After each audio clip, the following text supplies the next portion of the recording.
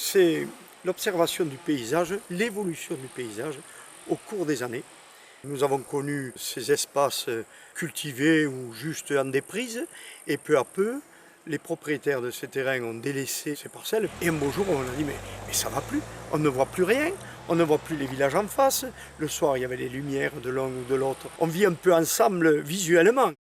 On pourrait dire que si on regarde les pâturages ici, qui sont déboisés, et puis la forêt de résineux, etc., mais tout ça est posé sur un écrin de feuillus qui est devenu immense et qui a étouffé le village. On va essayer maintenant d'être plus en harmonie avec ces endroits un peu plus éclaircis que nous regardons tous les jours. Le parc s'occupe aussi des hommes qui vivent dans le parc.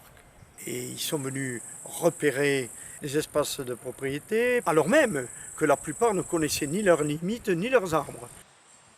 L'idée au départ, c'était de grouper les propriétaires autour du maire en fait, pour réaliser le chantier. Comme ça, il y a un seul contrat qui est passé entre le maire et l'entreprise qui va couper les arbres et pas 150 contrats individuels. Ça s'est très bien passé. On a eu 80% des propriétaires qui ont répondu positivement pour réaliser le chantier groupé. Le travail se fait en équipe. Les bûcherons essaient de se mettre au maximum au service des débardeurs par traction animale. Et parfois à quai, c'est les débardeurs qui donnent un coup de main à certains endroits aux bûcherons. Donc non, il y a une bonne symbiose entre les équipes. On est sur des terres qui sont en banquette. Il n'y a pas d'équipement qu'on appelle tir de débardage pour passer avec des tracteurs. Donc ne serait-ce que pour ça, et si on ne veut pas chambouler le territoire et ces fameuses banquettes, et on est obligé d'utiliser une technique pour débarder en traction animale. On a bossé avec les bûcherons de Alliance Forêt Bois qui sont super, qui ont déjà travaillé avec les chevaux de chez eux et donc ça se passe super bien. On va voir par la suite, mais je crois qu'on a fait en moyenne 40 stères par jour, ce qui est une bonne moyenne.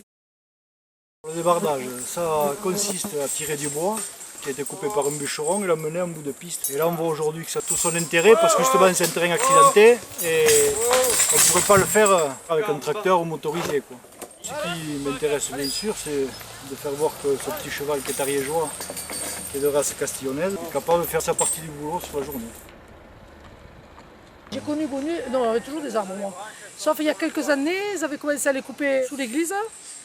Et en 5 ans, ça avait tout repris. Ça rouvre un petit peu sur le Ça paysage. ouvre le panorama, on va bien voir Raoulbier, Suc, Saint-Tenac, oui c'est impeccable. Donc pour vous c'est une bonne chose. C'est une bonne chose.